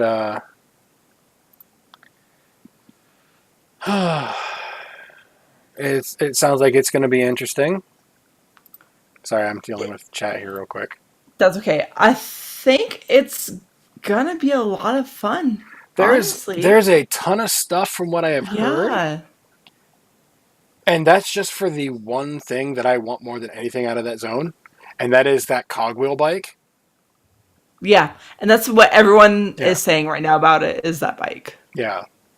It's like I could give a crap about the sideways walking crab. I don't care. I could give a crap about the cat. The Naga cat thing. Yeah, I'm going to want both of them, obviously, because I collect mounts. But that bike is what I want. The bike's really cool, and I'm going to get the bike eventually. Yeah. I'm going for the crab first myself, because then I can have a crab mount. I have my crab scuttle from Island Expeditions that carries my rum around with me. And I have the little crab toy mount for my pets to go on. So just all the crabs, and I think that'll be really fun. So I'm going for that first. I think we just got a show title, All the Crabs. Sure, why not? Why not? Oh. But yeah, I saw that and I was like, ooh, I want that. And then I heard how much you have to do for it. I'm like, crap. But it's going to be a little bit bigger than Timeless Isle. The rares are going to spawn kind of like Timeless Isle, where some are more common than others, some are more rare. That system I'm not particularly a fan of because I know how it's going to end up. If someone can solo these things, they're going to. And then I'll be like, hey, rare over here. I mean, the star is going to pop up on the screen, but travel times. So. I know they talked about the visitor system they're putting in, where 3 visitors will visit every day, and they'll come and bring a change to the spawning of the zone and a special quest. And that if you like help all 3 in a day, it's like one of the best ways to build your rep there. So that sounds like an interesting, not just the normal go here and grind this world quest. It might, change it up at least just a little bit so it feels slightly less grindy, maybe. I think that's going to be interesting. Am I a horrible person for wanting the PTR to go live on a week that the Darkmoon Faire is also active? Because if you have the Wii buff, that's extra rep. I play a human, which is naturally extra rep. I can buy a ton of those experience / rep potion things, which is extra rep. I'm just like, yeah, I want to stack every possible rep plus I can get. And then just be like, yeah, when someone asks me, what rep are you at? Oh, I already got my Paragon bag from them. I'm only honored. How did you do that? And then I just spend 5 minutes listing every buff. Yeah, that sounds right. Yeah. Yes, I agree with chat room. I am horrible. I've been saying that for years. People just don't believe me until they do. At least you're honest. I can respect that. Yeah. The one thing I don't know about is that robot thing that you can turn in the scraps to build things for. Did you see that, or was that just a me thing that I'm imagining? No, I saw it briefly. I didn't get a chance to look at it too much because unfortunately that part of the stream I was a little distracted by some other things going on. But it should be interesting. Yeah, I mean, there's one that you can make a mount, so that's cool. But it's not the cogwheel mount, so it won't be as cool. But you can build turrets to help you with world quests. If you have war mode on, you can build turrets to shoot other players because thanks, Taliesin. That was his idea. They weren't going to do it until they did it. And I think I lost her. Nope, you're back. You went super robot-y on me, so I don't know if that was on my end or your end. I mean, everything seemed fine over here. I didn't drop any frames, so I don't know. It might have been a Discord thing. Yeah, probably Discord. Yeah. I do know they talked about how basically Mechagon is meant to be a grinding island with the potential just to keep going because there's just so much you can do and constructions to pop up and that kind of thing, which for some people that may not seem fun, but for others, especially those who are just hugely loyal and dedicated to the gnome community, I know they're just dying for this and super excited. So they're turning gnomes into robotic gnomes on this island. Is that to get back at the people that are spending all their time punting them? Maybe they'll hurt their foot? Maybe, but even the gnomes don't want to, make all people be robotic gnomes. Yeah. So that's why we go into the mega dungeon and do that, so. It's basically Karazhan from last expansion, only it's a whole new place. Yeah, I find it interesting that they talk about this being the first mega dungeon. Sorry, mega dungeon, except Karazhan is the same thing with a huge amount of bosses. I mean, they split it, yes, but like if you're gonna go do Mythic and everything, like the whole thing through, it is basically a mega dungeon. And if you look at some vanilla dungeons pre-Kata changing and everything, some of those were ginormous. And if you look at Blackrock Yeah. Depths, like Sunken Blackrock Temple. Depths, Sunken Temple, like these were all mega dungeons. So I'm glad they're finally giving them a proper title because these weren't mega dungeons. These were, I hope you have the entire day. Basically, they're just now finally putting a title. I can actually remember the first time I ran through Blackrock Depths and Sunken Temple. It was 5 hours to run the place, and we didn't wipe. It took that long. It takes that long, yeah. Stratholme was another one that was pretty big.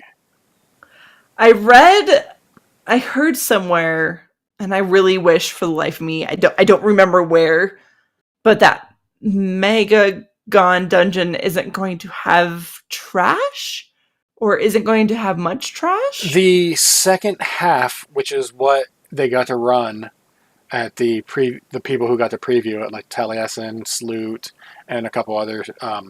Hazelnutty was another one who was there. They all got, and some people from Method too, for that matter. They all got to run the second half of it. And they said there was very little trash in that half, so all the trash will be in the first half. But there was like the bosses were like gauntlets, or at least one of them was. So, and pluses and minuses. I don't mind some trash, as long as it's not like Siege of Orgrimmar. Like as soon as you walk into Orgrimmar, holy crap! Look at all this trash. Or exactly, like or Zul. And that's the thing. Like, if you put too much trash in this mega dungeon, it's going to make it feel like a raid. And that's really what makes the difference between a mega dungeon and a raid. So I'm glad they're keeping it at least a little bit minimum. Yeah. Or to a minimal amount, so that way it's not so low. I understand the thought behind, especially like Siege of Orgrimmar, why there'd be so much trash there. They want to feel like it's freaking Orgrimmar.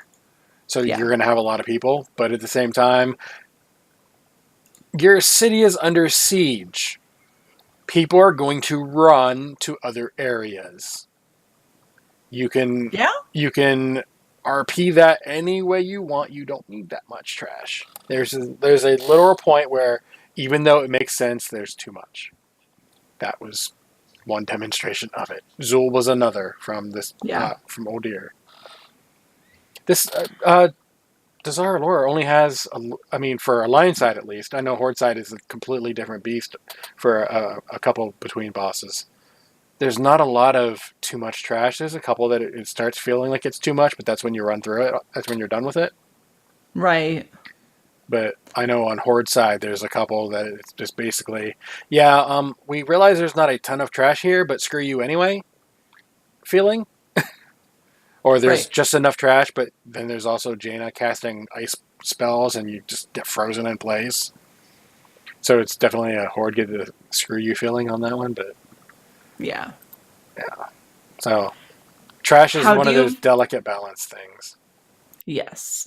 How do you feel about the punch card trinkets? I'm thinking I would be more interested if they weren't $385. Oh, are they only $385? Unless they can Titan Forge, Warforge, yeah.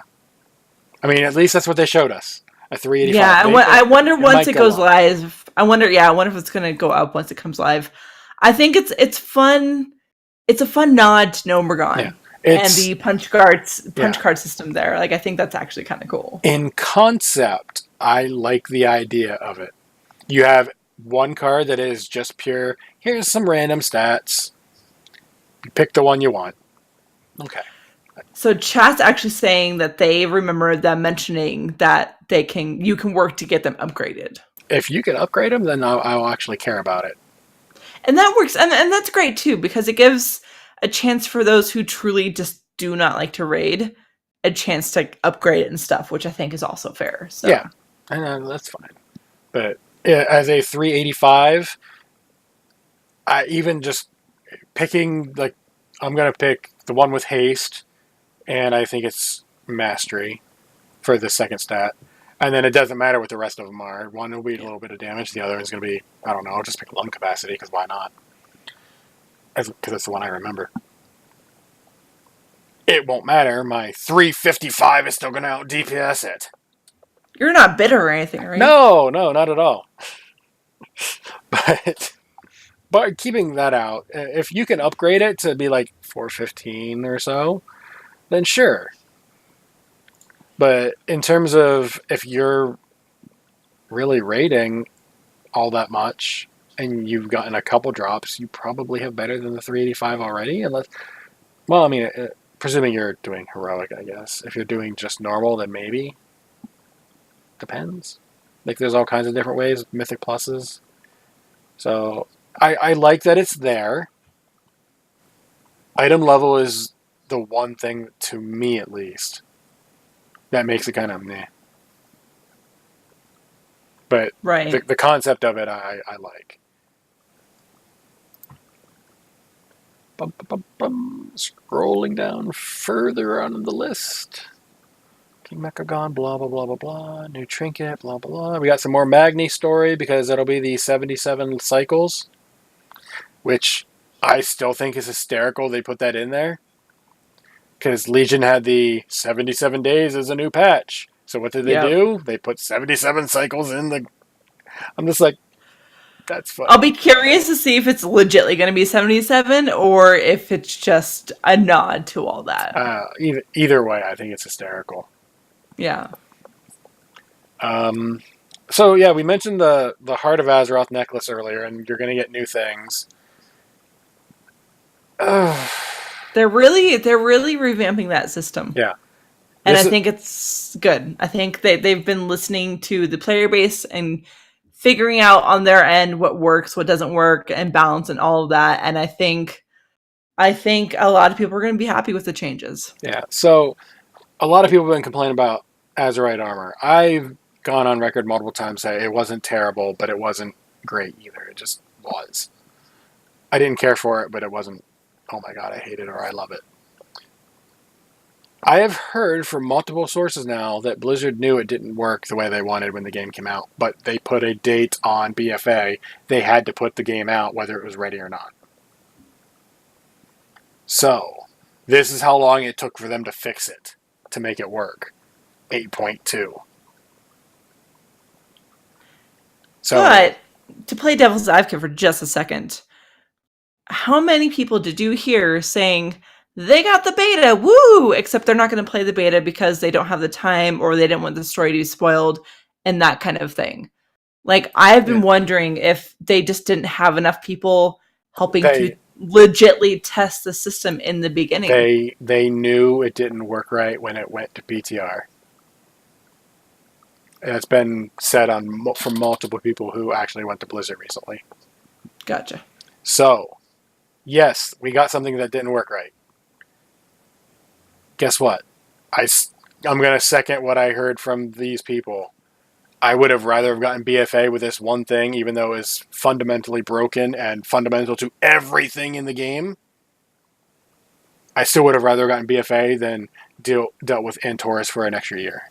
Yes. Because then you would have another ending of Warlords of Draenor that just sat around forever doing nothing. Don't get me wrong. I enjoyed the end of Warlords because I got to play Witcher 3. I got to play Mass Effect. I got to play... That's not what Blizzard wants to hear. So, I mean, I enjoyed the end because I was like, I have nothing to do. Guess what? I'm going to go do these other things, and I'm still subbed to WoW. I will still log in almost every couple days, do my thing, get done with that, log out, and go play these other games. Yeah, and I got chat room. I got to unsub for 6 months. Yeah, you know, that happens. Blizzard understands that kind of thing happens. And they will be the first to say, you got to play Witcher 3? Great game, wasn't it? I've had conversations with a couple of employees. They're like, yeah, it was an amazing game. And it is. But, you know, it just got to the point where if we had to do it again, that would have been 3 expansions in a row where the last boss had birthdays. And that's just not fun. So, you know, I'll take the broken system and the new content. So, you know, there you go. But yeah, anyway, new system for the necklace. We covered this a little bit on the last show, but just as a refresher, since it's been a couple weeks, your armor pieces themselves fully unlocked from 8.2 on. That includes the little button in the middle that says plus 5 item levels. So just add 5 item levels to everything you see. The necklace, you're going to have 3 to start with, and they said it should take a week to 2 weeks to unlock all 3 pieces for passive and major buffs. And then you get to, kind of like glyphs is the easiest way I've heard. Pick and choose what goes where, and you can move them around just like talents. Not like reforging your Azurite gear, so it doesn't cost money. But it looks like it'll be interesting. They've all these little buffs come from different sources. You can get the higher source by other things. There are legendary versions which are completely cosmetic, which is great. Yeah. And then they said it'll take someone really dedicated to every aspect of the game to get all the legendaries. And instantly someone tagged me on Twitter. That sounds like a challenge, doesn't it? And they tagged me. And I'm just like, yeah, it does. For somebody else. Because I don't want all the legendary things. Because there's a lot of them that I'm looking at. I'm like, I'm not interested. I will try for the legendary on a couple of them, depending on the sources. Like if it's PvP and it'll be high level PvP, that ain't gonna happen. If it's killing Mythic Jaina and getting cutting edge, that ain't gonna happen. I'm aware of what my limitations are,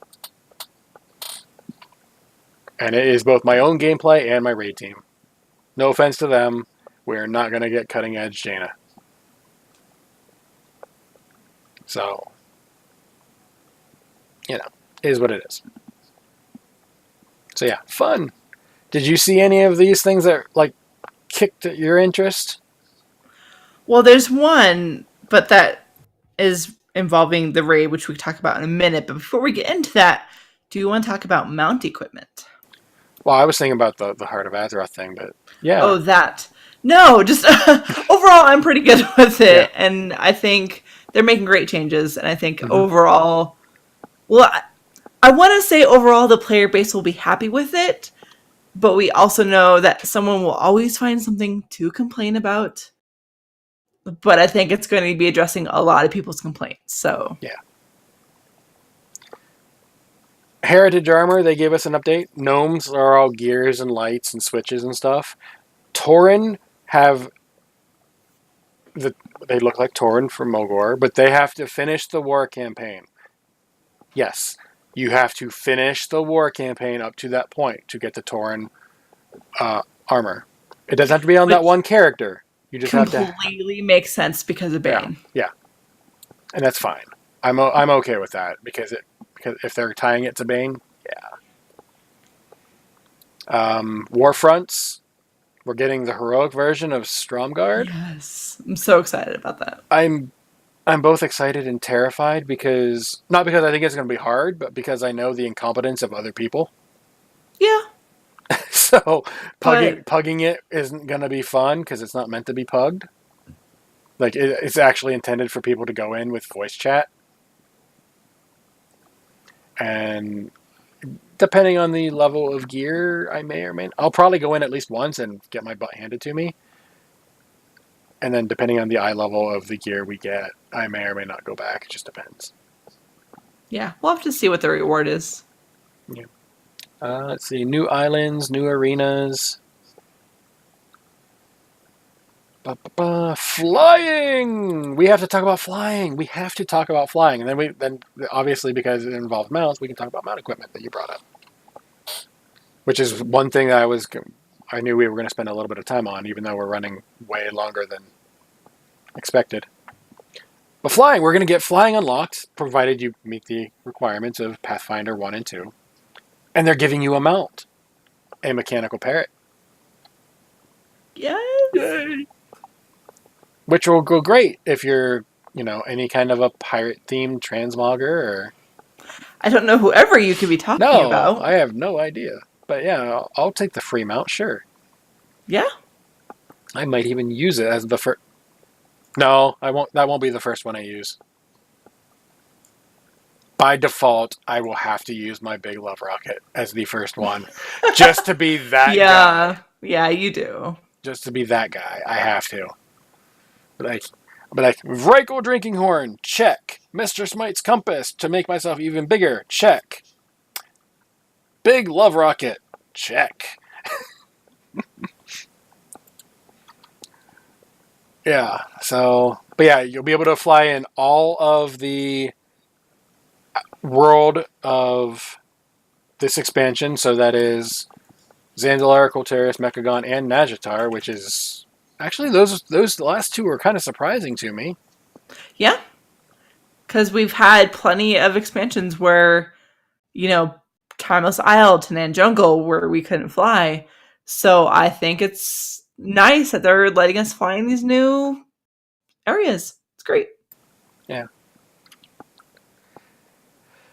And then they talked about this new thing for mounts, which a lot of people have been either complaining about or just not understanding. And I'm trying to figure out why to either one. And that is the mount equipment that you mentioned a couple minutes ago. Before we get into what it is and all that, what were your thoughts on it? Because I don't want to say something and you'd be like, oh, that's kind of insulting. I think it's fine. I see there are some people frustrated that it makes their Water Strider feel less special, if you will. And the fact that it's no longer able to walk on the water without going and getting the equipment for it.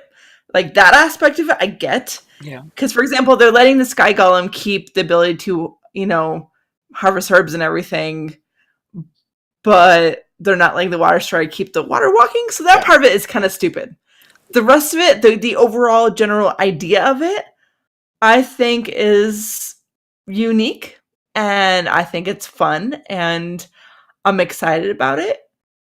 Yeah. I like the idea of being able to let any of my mounts walk on water as I wish, or to let my majestic frog mount swim faster in water, maybe. And yeah. So remember earlier how I said this might be something that would be the second time I would brave the forums this week? Yes. I already have this week once, clearly. Yes, you have. I put a copy of it in our Discord for the show. But basically I was like, okay, this is what I'm seeing. This is what we know. Here's 4 or 5 more ideas. A couple of them, not as fun as the others, but still ideas. And I'm of the opinion, I don't care if they took the water walking away. I'm just I get a free one in the mail because I have that mount. I don't have to go and buy it. I get a free one in the mail. Oh, did they say that you get one? Yeah, you get one. Okay, I didn't have that. I didn't hear that yet. That's good. Yeah. So I get water walking either way. Just now I can do it on any character. Or rather, any mount. That being said, if they're going to take the water walking away from the Water Strider, they should take the herbing away from the Goblin Shredder and make that an equipment slot too, so that you can herb on any mount. I mean, I personally don't like it because my Sky Golem is my buddy for that exact reason, because I farm from my guild, but logically speaking, if you're comparing the Water Strider and the Sky Golem, it would only be fair to do it that way. So if a mount has some weird special ability, like water walking, ability to herb, swims faster in the water, hi seahorse, take that away, make it normal, and put that on an equipment slot so that any mount can do that. There's only one equipment slot, right? Is that what I read? Okay. Yeah, there's only so far anyway. I'm hoping they add another one for something else entirely, but maybe I would love to see one that is only the second equipment slot is only ever active, and you can put the flying on there. So it's only ever available to the ground mounts. Yeah. Because why not? Why not let them all fly? We have pigs that fly at this point. So I can make my frog fly? Exactly. That'd be crazy. We have pigs that can fly. We have horses that can fly. We have cats that can fly. I want my frog to fly. Open the floodgates. I want my flying motorcycle. I would That's just a fancy airplane. Give me my flying frog. I would totally use my chauffeur mount to fly around and just start yelling Harry Potter spells randomly. Nice. Because I could. It's good. No, but in all seriousness, why not just let them all fly?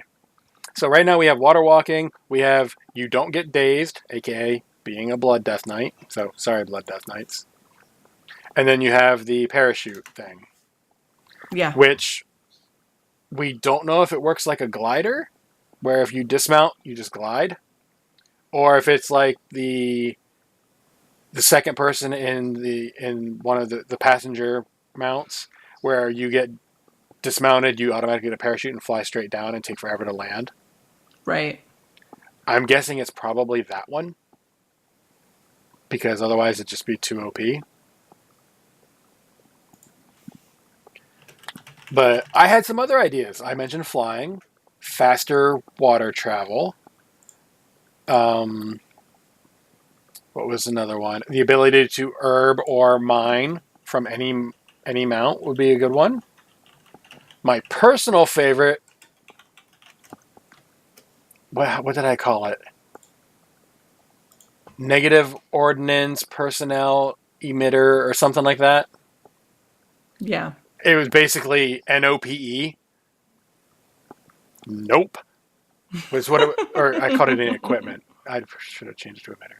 Basically, it is the that one item that makes it so priests can't life grip you, but for a mount.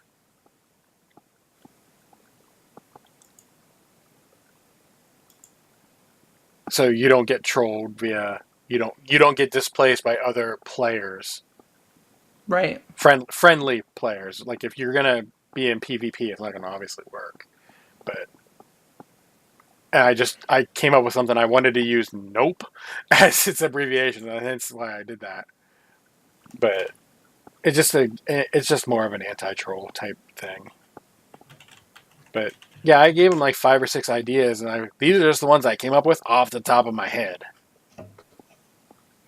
Well, they did say like they're going to add more down the road. Yeah. So it just if they're going to take away one mount special, I think they should take away all of them and then make them all equipment slots.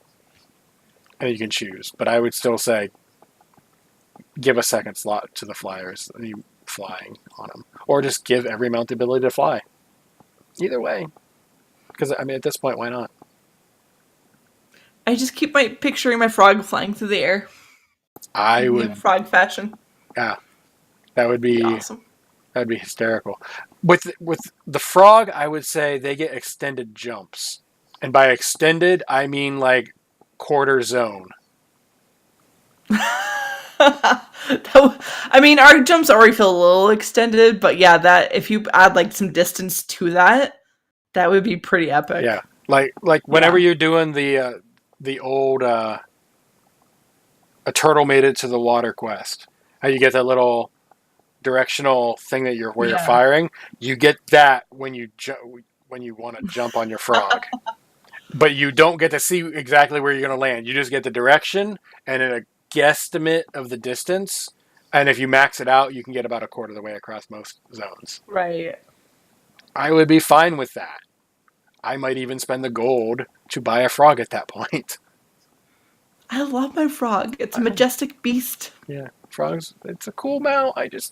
I can't justify the real life amount that it would be at this point to buy it. Same with the 5 million gold.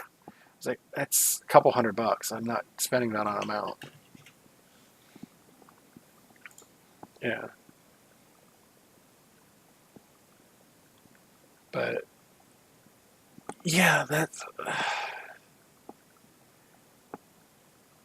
I realize whenever they did this is like this is just the start. we want to be safe. So I mean, gave they've them said some feedback, basically. and that's the thing. Like, they've always asked for constructive feedback, which I think you did a great job on, because I saw your copy you were posting in your Discord. Yeah, copy pasta. And they've said in other ones, when Ian talked about doing the new transmog system where you can hide everything but your pants, they explained that when they put a new system out like that, they don't want to put it all at once. They kind of want to trickle it out and see what player feedback is, see how it goes, that kind of thing. So I'm guessing that that's how it's going to be with this mount equipment. They're going to give us a few to start off with and kind of just along the way as they need to get the player feedback and then give us more. Yeah. And if it's like, I've been having at this point, 2.5 day conversation on Twitter. I'm not involved in it at this moment. I have to check it after the show about going back and forth with somebody about this, because they're just not understanding what it is and how this could be a really cool thing. Like, yes, we're only getting one equipment slot. Yes, this one mount got nerfed, but not really. And it won't work on the Goblin Shredder because they're not going to let the Herber walk on water too, unless you're a Blood DK. Or there's a couple other classes that can do it, and there's potions out there and all that. But either way, there are some restrictions, yes. This is just their first rollout, and they're always conservative about it. So I figure what we're going to get for the rest of this expansion is these 3 equipment slots. Next expansion, we might get a second slot. Maybe. I doubt it. But we might get more options instead of water walking and all this. The problem is at least for leveling, water walking is going to be the only one people use. Because it's just way too convenient to be able to walk over the water. Yeah. I mean, I admittedly am one of the silly people that don't have a water strider yet. It's one of those things that I have constantly meant to go back and finish that grind, and I never have. And so, yeah, I mean, admittedly, the thought of being able to put that equipment on all my, on mounts and stuff is awesome. Yeah. We just got a question in chat and I forgot about. And it is 1 equipment slot. I don't know if it's per character or per account. They didn't really go into that.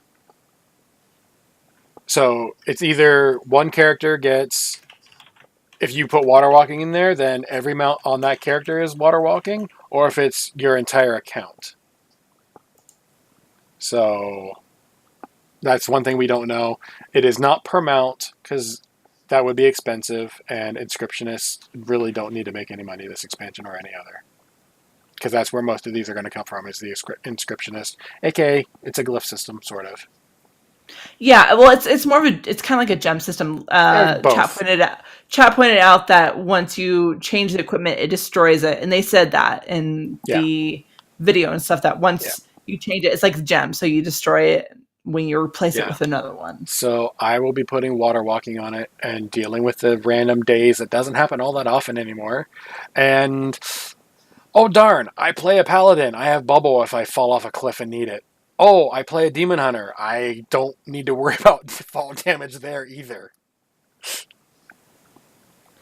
I am going to be torn, honestly, between water walking and if there is one that does faster swim speed. Because I love my frog. I love my frog, and my one complaint is that my majestic beast does not swim quickly in the water. Which makes sense. He's kind of big. It's a very slow and graceful movement. So he's majestic. I just wish he was a little more quick with his majesticness. Yeah. Depending on next expansion and the layout of the zones. I'm going to call them zones and not land, because we don't know if we might be completely underwater. Who knows? I doubt it, but I doubt it. Water walking may not be the thing you want. Maybe it is underwater swimming or a parachute or something. So it just depends on what you're going to need and base it off of that. So if we don't need water walking, I will go with the dazed one, because I don't want to deal with getting dazed on the 1% chance that I actually get dazed. But with the characters I play, and then my next one will be a mage. Oh, slow fall. Darn, another one I don't need the parachute for. But yeah, so I'm hoping they put more options. I'm also hoping we get a second slot, even if it is ground mount only, to make everything flying. But if they do that, that has to be a vendor sell. It cannot be made from the inscriptionists. Right. Because they will charge billion for that. And people would pay it. I wouldn't pay it. I'd level my inscriptionist. Alright. We talked about the mounts.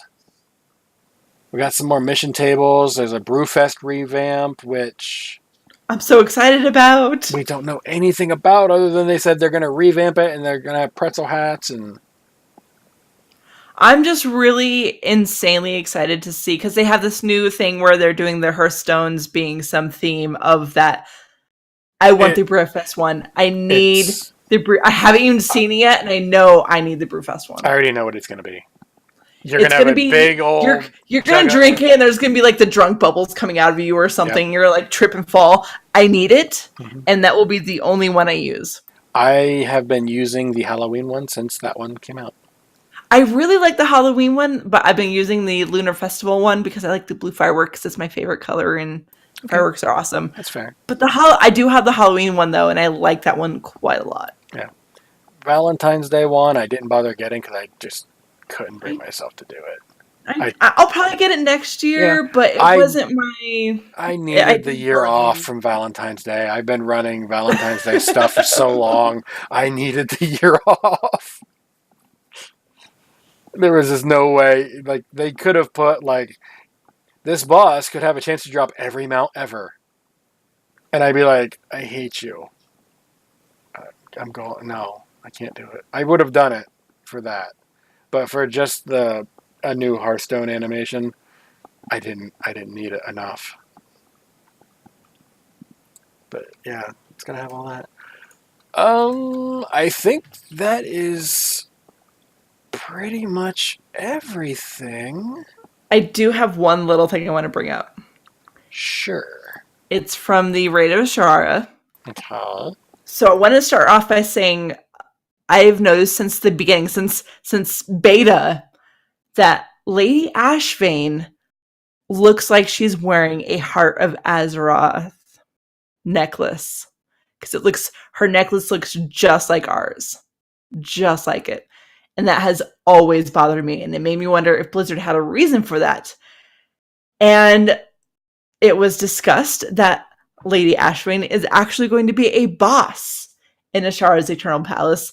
And her model is a freaking sea giant. What? She was supposed to be the last boss in Siege of Borealis. They moved her to a raid boss. Which I get her being a raid boss, but the sea giant part of it is what confuses me. And so now it makes me really think that maybe I have something with my theory of questioning why she looks like she has a Heart of Azeroth neck piece, like us. Mm-hmm. I want to point that out and make sure everyone knows that's a thing, because wow. Yeah. Wow. All right. Yeah. Well, now that you pointed that out, is there anything else, or should we go ahead and, since it's a 2-hour freaking show this week? No. We had a lot of stuff, though, so... We had a lot of stuff, plus I want to give props to chat. We had a lot of great people in chat, and they were really active. Chat was cool. I was trying fantastic. To keep up. I was trying to keep up outside of those 2 trolls earlier, who weren't even... they weren't guys even are funny. Awesome. Yeah. The chat trolls weren't even funny. They were just like, let's see if we can get them to say this. No, shut up, go away. Not you, them. All right, so if that's everything, we should do our shout outs and how do we get a hold of you online. So if you would like to go first, as you are A, the guest, and B, I presume, a lady. Well, I'm usually a lady unless I don't need to be. Anyways, moving on. I think I'm going to keep with my shout out that I did just a minute ago with chat. Chat was awesome and really involved tonight, and so much fun with some fantastic people. So thank you all for coming out. That was really fantastic. And how do people get a hold of you Oh, that online too. should they decide to want to do so? Yes, so you can find me on Twitter at @AliandrersK. You can find my show at Dungeon Fables, also on Twitter at Dungeon Fables. I said that in a really, really good way. You can hear me every week on All Things Azeroth as well, and also Dungeon Fables wherever you get your podcasts at. What was your most recent Dungeon Fable? I just put out Shadow Labs, and after the show, I get to go edit Gruul's Lair, which will go out tomorrow. That'll be fun. Yeah, I think it's a pretty good episode. I feel pretty good about it. Yeah. And then the following week will be a bloopers episode. Oh, that'll be even better. Yes. Blah, blah, blah, blah. Basically, Kind of stuff, yeah. And F-bombs and blah, blah, blah. to answer the chat room question, it was bot warm, so it's room temperature. I prefer it cold, but I just didn't feel like, Hey, if it makes you happy, I am happy for you. I won't go that far, but it is what it is. As for me, getting a hold of me is rather simple, as long as you want to do it on the internet. If you try to do it in real life, I have a 6-foot sword, so don't do that without permission. Anyway, at Draven Dresden over on Twitter.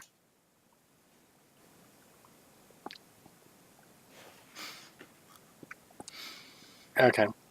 Sorry, I paused because I think I broke her temporarily.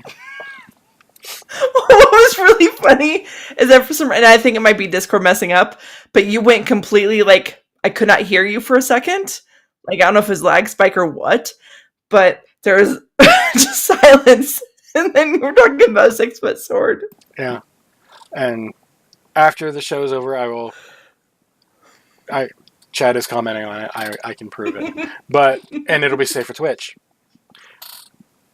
But at Draven Dresden over on the Twitter, as long as you are polite and or civil, it will be fine. There's a couple topics I don't want to deal with, but overall it'll be fine. Just be polite and or civil. Excuse me. We have a Discord for the show. It is bit.ly/epicfaildiscord. Come on over, say hi. You'll get to see random ramblings. You'll know when Ali's Dungeon Fables go live. You'll know when Frasley has his stuff go live, etc. and so forth. It'll be fun. And then we also have a Patreon for the show. So the show is free, obviously, because, look at all the great production work we put into it. But if you decide you want to, give some money, it would be most appreciated. $1, $2, $5, $10, $20, $50, $100. If you want to, put our Patreon up above Critical Role's Kickstarter, that would be great too. I never expect that, but if you decide you want to do that, I'm not gonna say no. I'm gonna look at you like you're a freaking crazy maniac, but I'll take your money anyway, because it's impolite otherwise. And that is patreon.com/podcastepicfail. If you are, certain levels have, you guys know how Patreon works. Certain levels have different things. One level in particular has pictures of any side project I'm working on, which I'm eventually going to have time to work on again. And then higher up, get the first look at the videos and stuff like that. So, fun times. So with that, I believe that is a show, which means I have to mention, because I will forget if I don't do it now, because I'm looking at it right on my screen, the music at the beginning was provided by bensound.com, licensed under Creative Commons by Attribution 3.0, also known as Give Them Credit, Use Their Stuff. It is literally work for exposure, but by choice. They're okay with it. I'm okay with it. They have stuff you can pay for, which is also amazing, but this one was free and amazing. I couldn't not do it. So with that, as is tradition, Ali, do you have any last words for the show? For the show, I gotta make sure you understand that part. Old God expansion confirmed. Oh, I thought you were going to go with something crabs. All the crabs confirmed.